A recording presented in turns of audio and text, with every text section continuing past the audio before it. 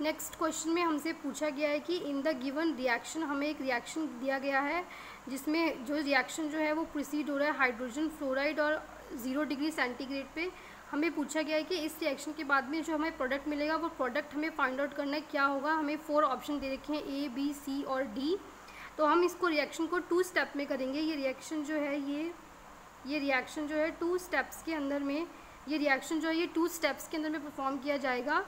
सबसे पहले हम इस वाले मॉलिक्यूल कंसीडर करेंगे, साइक्लोहेक्सीन को कंसीडर करेंगे। इसमें हम इसका एडिशन करते हैं। H पॉजिटिव है, फ्लोरीन इलेक्ट्रोनेगेटिव है, इलेक्ट्रोनेगेटिव एटम के ऊपर में नेगेटिव चार्ज आ जाएगा। तो यहाँ पे हाइड्रोजन पॉजिटिव है, तो हाइड्रोजन पॉजिटिव जो है इस वाले डबल बॉन्ड के पास जाके अटैक करेगा। तो ये डबल बॉन्ड के साथ में H पॉजिटिव बॉन्ड फॉर्म करेगा और इस वाले कार्बन के ऊपर, एडजेसेंट कार्बन के ऊपर में पॉजिटिव चार्ज डेवलप हो जाएगा।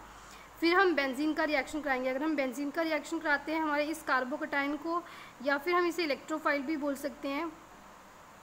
इलेक्ट्रोफाइल्स बेसिकली कार्बोकटाइन्स ही होते हैं। इलेक्ट्रोफाइल्स जो होते हैं वो कार्बोकटाइन्स ही होते हैं। इलेक्ट्रोफाइल्स जो होते हैं वो कार्बोकटाइन्स ही होते हैं। फेडरल क्राफ्ट एल्काइलेशन रिएक्शन होगी, रेजोनेंस स्टेबलाइजेशन होगा। कार्बोकटाइन्स जो है, कार्बोकटाइन्स की हमेशा रेजोनेंस स्टेबलाइजेशन होती है जब वो बेंजीन रिंग के साथ में अटैच होते हैं। तो वो रेजोनेंस स्टेबलाइजेशन कैसी होगी हमारे कार्बोकटाइन की, सॉरी यहाँ पे कार्बोकटाइन लिखा हुआ है, कार्बोकटाइन की रेजोनेंस स्टेबलाइजेशन कैसी होगी। ये हमारा कार्बोकटाइन है, ये हमारा इलेक्ट्रोफाइल है। ये इलेक्ट्रोफाइल जाके यहाँ पे इस बेंजीन के साथ में अटैच हो जाएगा।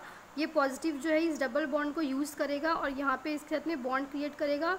तो इस वाले कार्बन के ऊपर में पॉजिटिव चार्ज डेवलप हो जाएगा। इस वाले कार्बन के ऊपर में पॉजिटिव चार्ज डेवलप हो जाएगा तो एडजेसेंट डबल बॉन्ड यहाँ मूव करेगा। फिर इस वाले एडजेसेंट कार्बन के ऊपर में पॉजिटिव चार्ज डेवलप हो जाएगा। फिर यहाँ पे डबल बॉन्ड दिया गया है तो ये डबल बॉन्ड जो है यहाँ पे मूव, ये डबल बॉन्ड जो है ये यहाँ पे मूव करेगा और एडजेसेंट कार्बन के ऊपर में पॉजिटिव चार्ज डेवलप हो जाएगा। तो यहाँ पे जब पॉजिटिव चार्ज डेवलप हो जाएगा, जब ये यहाँ मूव करेगा, इस पॉजिटिव चार्ज को नलीफाई करने के लिए यहाँ पे हमारे पास में एक हाइड्रोजन है। यहाँ पे हमारे पास में एक हाइड्रोजन है। वो हाइड्रोजन जो है यहाँ जाएगा और H पॉजिटिव की तरह रिमूव हो जाएगा। डबल बॉन्ड जो है वो यहाँ जाएगा, इस पॉजिटिव चार्ज को नलीफाई करेगा और यहाँ से हमारा H पॉजिटिव जो है वो माइनस हो जाएगा।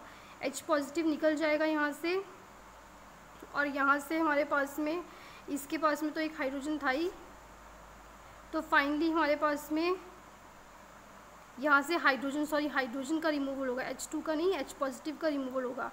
H पॉजिटिव का रिमूवल होगा यहाँ से। तो हमारे पास में हमारा फाइनली जो है ये हमारा प्रोडक्ट बन जाएगा। इस तरीके से रेजोनेंस स्टेबलाइजेशन होगी हमारे कार्बोकटाइन की जो फॉर्म होगा। जब हमारा ये वाला कार्बोकटाइन बेंजीन रिंग पे अटैक करेगा तो रेजोनेंस स्टेबलाइजेशन हो जाएगी। फाइनली जो है यहाँ से एक हाइड्रोजन निकल जाएगा और बेंजीन का एरोमेटिक स्ट्रक्चर जो है वो रीस्टोर हो जाएगा। Resonance stabilisation basically stability provide करता है, एरोमेटिक करेक्टर को स्टेबिलिटी प्रोवाइड करता है। जो हमारा एरोमेटिक करेक्टर होता है उसको स्टेबलाइजेशन प्रोवाइड करता है। और रिएक्शन जो था वो इस 2 स्टेप में होगा। ये फर्स्ट स्टेप है और ये सेकेंड स्टेप है।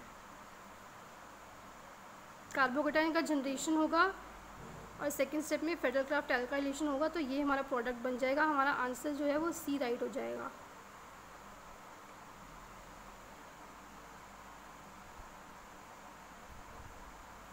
नेक्स्ट क्वेश्चन में हमें पूछा है यहाँ पे कि consider the nitration of benzene using mixed concentrated sulfuric acid and nitric acid. If a large amount of potassium hydrogen sulfate is added to the mixture, the rate of nitration will be. हमें बताना है कि nitration का rate पे क्या effect पड़ेगा। Unchanged रहेगा, double हो जाएगा, फास्टर हो जाएगा या फिर स्लोअर हो जाएगा। तो मैकेनिज्म ऑफ नाइट्रेशन हम लिखेंगे, हम नाइट्रिक एसिड लेंगे और सल्फ्यूरिक एसिड लेंगे। हम इनका जब रिएक्शन करते हैं तो यहाँ से वाटर का रिमूवल हो जाएगा और नाइट्रोनियम आयन का जनरेशन हो जाएगा और हाइड्रोजन सल्फेट जो है उसका वो हमारा जो है वो बाई प्रोडक्ट की तरह निकलेगा यहाँ पे। क्योंकि जो हमारा सल्फ्यूरिक एसिड है, सल्फ्यूरिक एसिड जो होता है वो डिहाइड्रेटिंग एजेंट की तरह काम करता है। सल्फ्यूरिक एसिड जो है वो डिहाइड्रेटिंग एजेंट की तरह काम करता है। सल्फ्यूरिक एसिड जो होता है वो डिहाइड्रेटिंग एजेंट की तरह काम करता है, वाटर का रिमूवल होता है और नाइट्रोनियम आयन का जनरेशन हो जाएगा, यहाँ से वाटर का रिमूवल हो जाएगा और हाइड्रोजन सल्फेट बच जाएगा। अब हमारे पास में यहाँ पे हाइड्रोजन सल्फेट है और अगर हम इसको करते हैं तो K पॉजिटिव और हाइड्रोजन सल्फेट, यहाँ से भी हमें हाइड्रोजन सल्फेट ही मिलने वाला है। तो प्रोडक्ट साइड में ये हमारा रिएक्टेंट साइड है और ये हमारा प्रोडक्ट साइड है।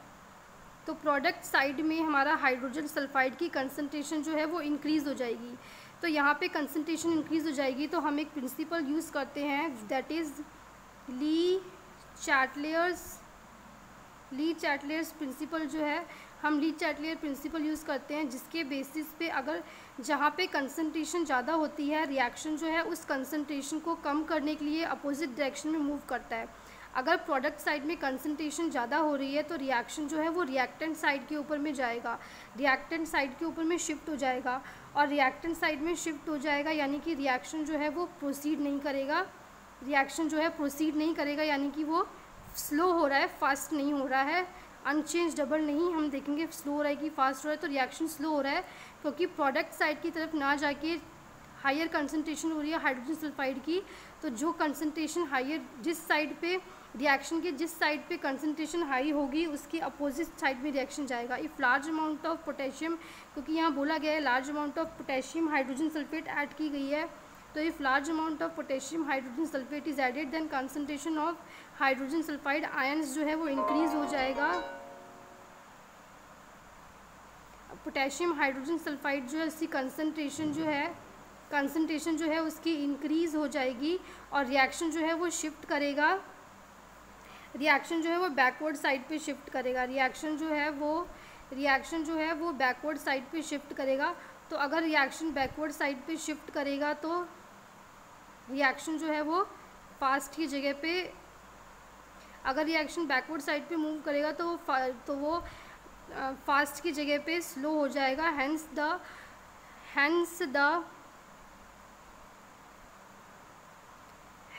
The rate reaction will be shifted in backward direction, hence the rate of reaction nitration will be slower. Lee Chateliers according to Lee Chateliers principle.